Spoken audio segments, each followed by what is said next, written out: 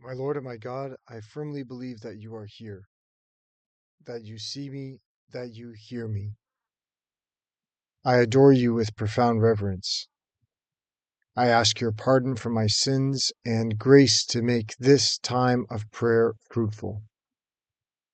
My Immaculate Mother, Saint Joseph, my Father and Lord, my guardian angel, intercede for me. Jesus, yesterday we began the time of Advent, the time of preparing for both the commemoration of your first coming, the commemoration of Christmas, the day of your birth, but also the time of preparation for your second coming, for the end of the world, when you will come to judge the living and the dead. Today, for our consideration, the Church puts to us this gospel scene. When Jesus entered Capernaum, a centurion approached him and appealed to him, saying, "Lord, my servant is lying at home paralyzed, suffering dreadfully." He said to him, "I will come and cure him." The centurion said in reply, "Lord, I am not worthy to have you enter under my roof. Only say the word and my servant will be healed. For I too am a man subject to authority, with soldiers subject to me. And I say to one, 'Go,' and he goes, and to another, 'Come here,' and he comes, and to my slave, 'Do this,' and he does it." When Jesus heard this, he was amazed, and said to those following him, "Amen, I say to you, in no one in Israel have I found such faith. I say to you, many will come from the east and the west, and will recline with Abraham, Isaac, and Jacob at the banquet in the kingdom of heaven." This gospel is wonderful, Jesus, because of the narrative detail. It's a perfectly believable depiction of a soldier interacting with you, Jesus. Both very military and very human. Both times that he speaks with you, he begins with what is translated in English as Lord, but in Greek, Kyrie, could also just mean sir. That's exactly how a military man would speak. "Sir, my servant is lying at home paralyzed, suffering dreadfully. Sir, I am not worthy to have you enter under my roof. Sir." Also, as a good military man, he understands who his commanding officers are and how he is bound to obey them. He says, "I too am a man subject to authority."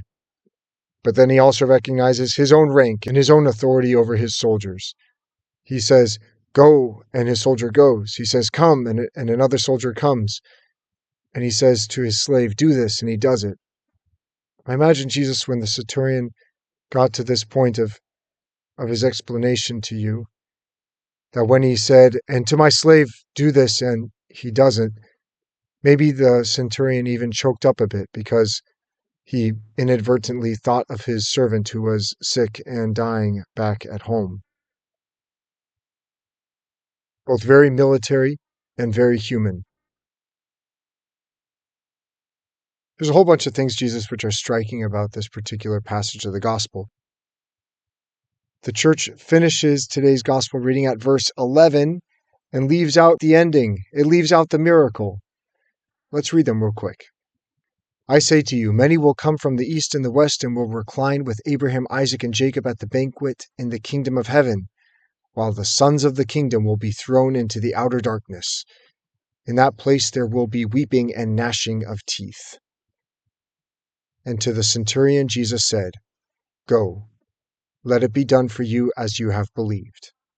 And the servant was healed at that very moment.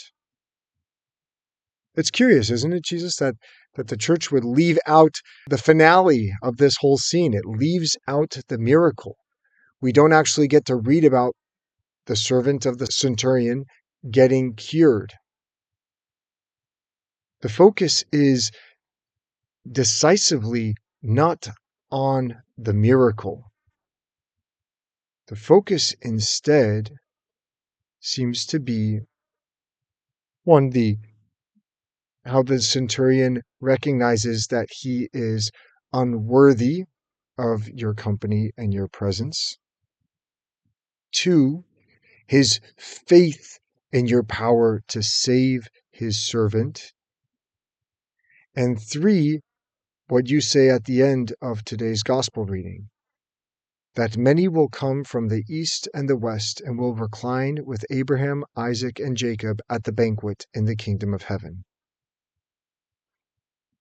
Lord, I am not worthy that you should enter under my roof. Only say the word, and my servant shall be healed. Well, Jesus, of course, we all recognize these words because that's what we say right before we receive you in communion. Lord, I'm not worthy. I'm not worthy that you should enter under my roof. Only say the word, and my servant, my soul, shall be healed. Jesus, we're in this time of Advent, we're getting ready for your coming at Christmas, the commemorating your first coming. We're also getting ready for your second coming. And we can look at ourselves and say, yeah, you know what? Spiritually, I could probably use a little brush up. I could use a little bit of polishing. I could be a little bit more prepared, make myself a little bit more, quote unquote, worthy for the coming of Christ, for your coming, Jesus, at Christmas and at the end of time. So what is it? What's that first flash idea which pops to mind when we think, what can I do in order to be more ready, more worthy, more prepared for Jesus when he comes at Christmas, for Jesus when he comes at the end of time? What's that one idea that pops into the head of each one of us praying right now? Let's write that down or just commit it to memory. And later on, Jesus, we were going to want to talk with you about that idea, because that's one thing that we can do in order to prepare our soul a little bit better for when you come at Christmas. Prepare our soul a little bit better for when we have to stand before you, our good judge, at the end of time. The gospel today also has us focus on the faith of the centurion.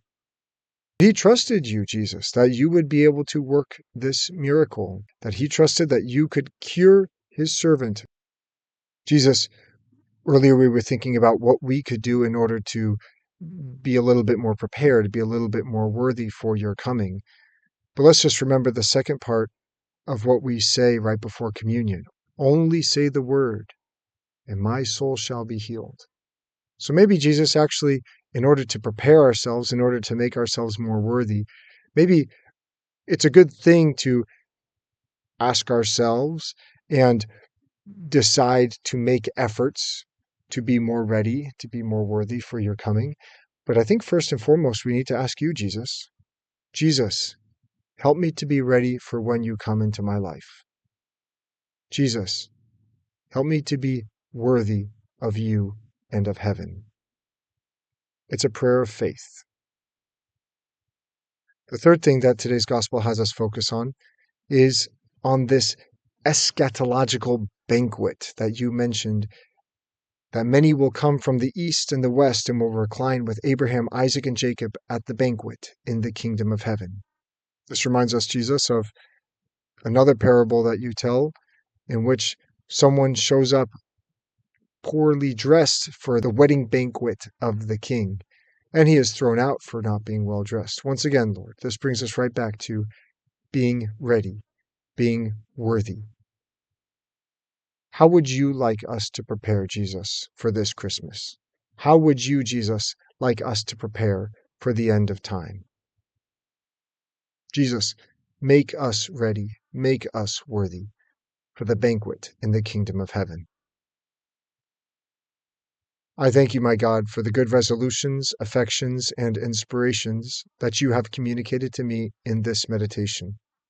I ask your help to put them into effect. My Immaculate Mother, Saint Joseph, my Father and Lord, my guardian angel, intercede for me.